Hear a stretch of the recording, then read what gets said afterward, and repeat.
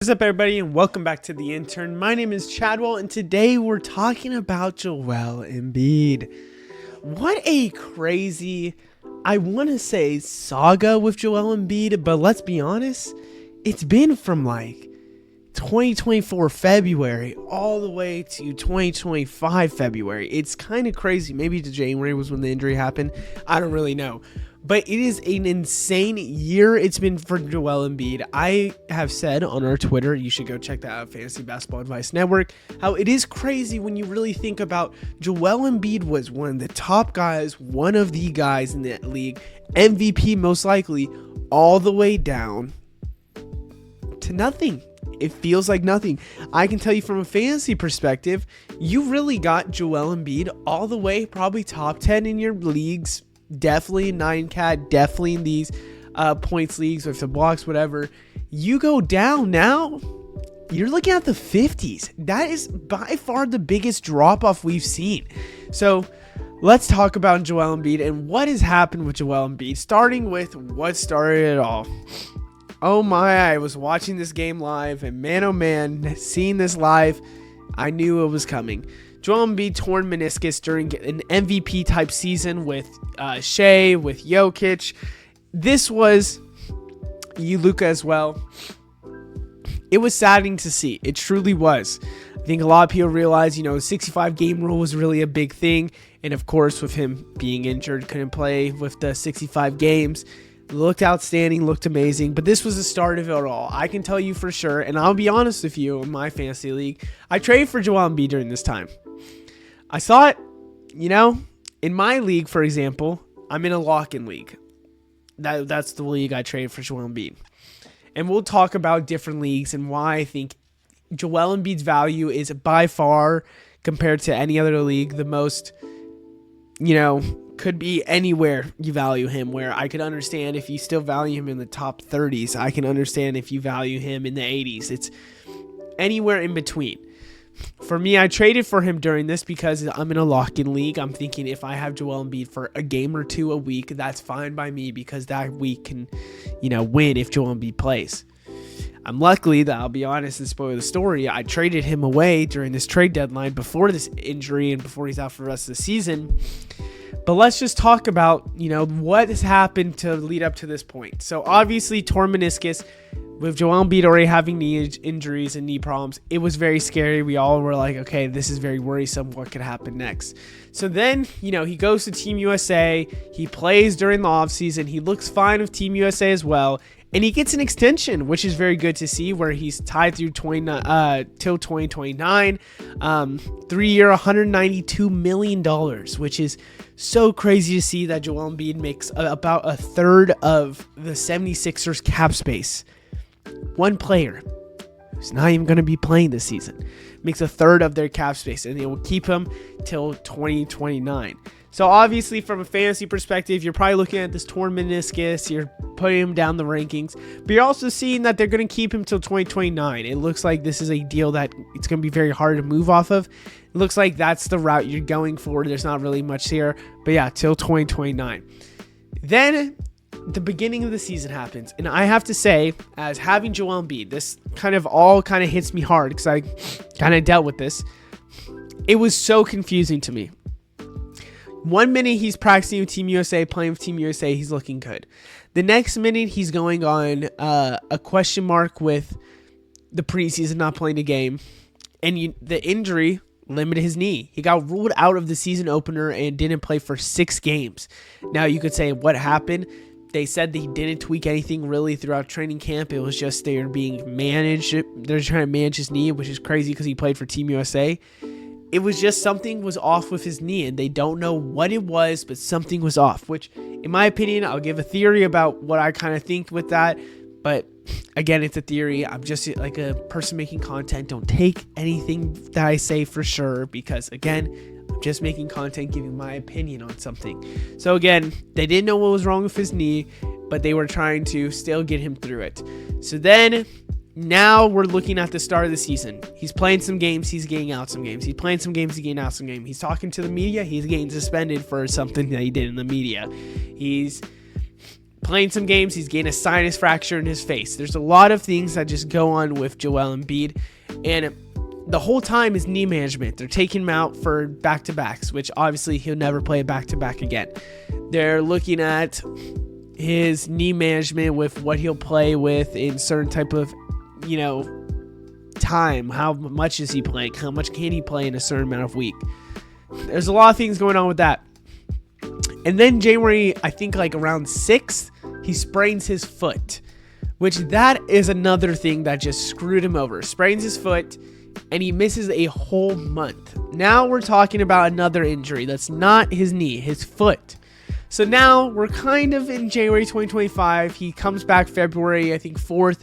He plays for a little bit, and now let's talk about it. He misses a month, which is at January to February. And once he came back around the end of February, doctors see his knee keeps on swelling. He keeps getting ruled out. And there's injections that he's having to take every game just to play for his knee. And crazy enough, they finally said, let's rule him out for the rest of the season. And I say likely surgery because, let me give my theory. I think, beginning of the season, he came back after Team USA and everything, and probably something happened with his knee, or something was still wrong with his knee, and he still played with Team USA.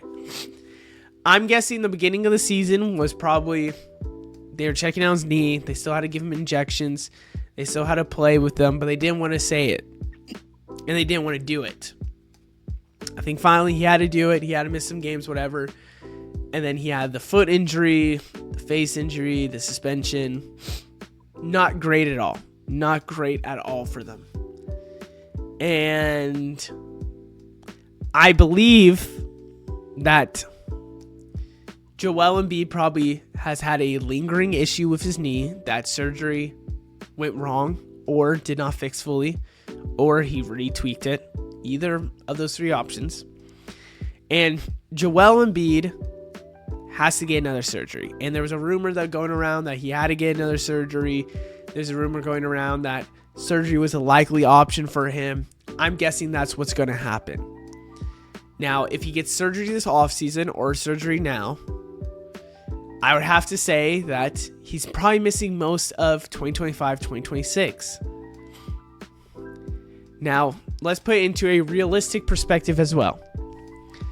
The Philadelphia 76ers are having one of the worst seasons for a team that looks so promising, with Tyrese Maxey, Paul George, Joel Embiid. Their pick is top 7 protected. Right now, I think they're 7th worst team. If you obviously know you're not going to make probably playoffs, or you're not going to make the play-in, or whatever it might be,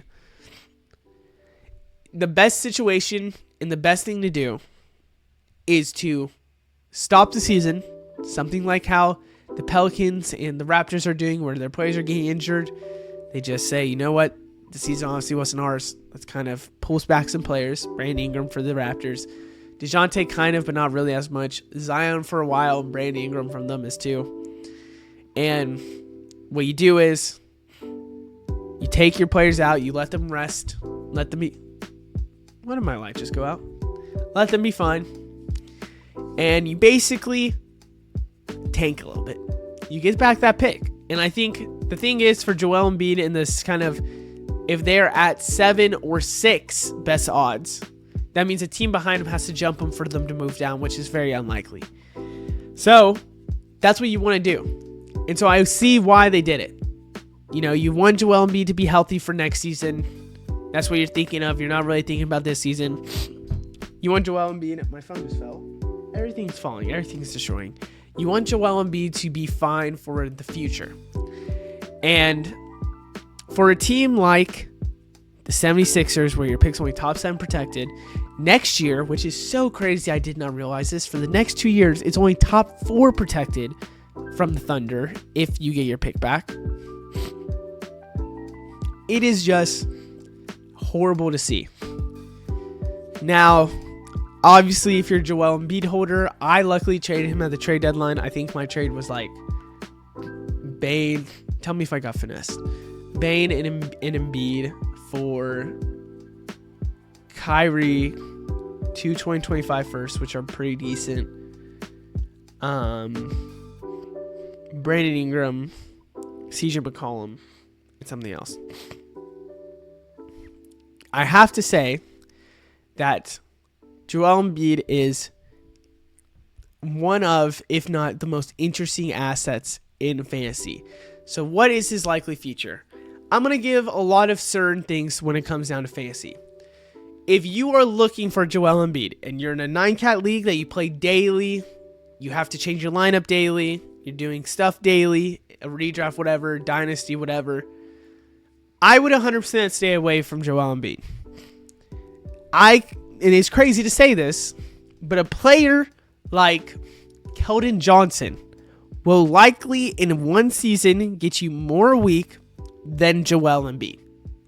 And that's not this season, I'm talking about even next season. That's crazy to say, but with all the injuries and how Keldon Johnson can at least probably play you games, I'd rather want a Iron Man who's going to play, which I don't know if Keldon Johnson's really an Iron Man. I just threw out a player that's like 6th man right now on a bad team. Keldon Johnson.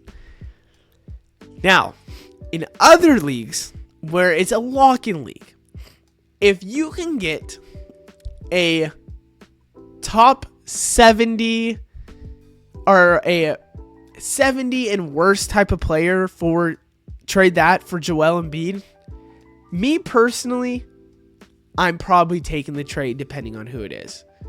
Only because Joel Embiid could be worth nothing, but the weeks he would play, that is somebody that can change your whole week.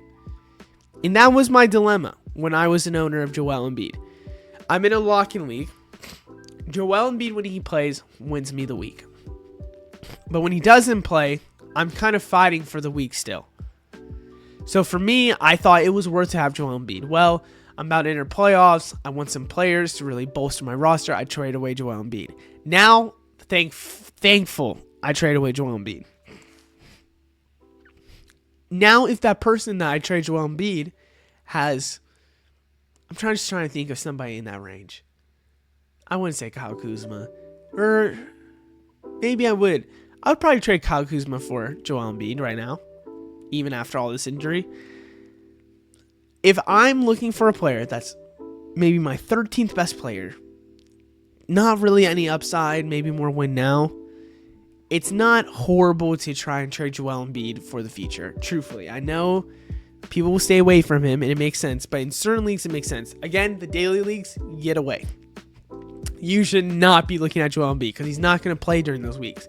It really is the leagues that are lock-in or just choose a game or select a game, whatever. Now, if you have Joel Embiid and you're in a lock-in league, whatever, there is some value to him. And if players are willing to give you a top 50 or 60 player, I would sell now. Joel Embiid at this point is more than likely a negative asset on your team than not. And it's better to have a young player who can maybe rise up, a older player who could get you somewhat the same points and be a good piece, whatever it might be. But if the package isn't there, don't force the package. I think generally just try to do it. Now, if you're in a daily lineup, I would sell Joel Embiid for whatever you could get. Because truthfully, at the end of the day, Joel Embiid is only going to play 1 or 2 games a week from here on out. He will either get you really, really good points or no points at all that week. And you can get somebody that plays all 4 games their week. Let's say this. Let me just do the math for you. If there's somebody that, let's do in a points league, gets 22 points in their 4 games, so 88 points. Joel Embiid plays in 2 of his games. One, he got 50. The other, he got 20 something. That player is still outscoring him, and probably and most likely Joel Embiid's out the next week. That right there should already prove to you that it's better to have these Iron Man type of players in a daily league than Joel Embiid. So that is just my opinion. And truthfully, for the likely future, Joel Embiid for me, when it comes to a daily league, he's dropping to like the 80s and 70s, like I said. In a lock-in league, you can convince me top 50 around there, but it is just bad. He's most likely going to miss a lot next season. I'm staying away from Joel Embiid more than likely. Other than that, I hope you guys enjoy. Let me know what you think down in the comments below. I will see you in the next one. Goodbye.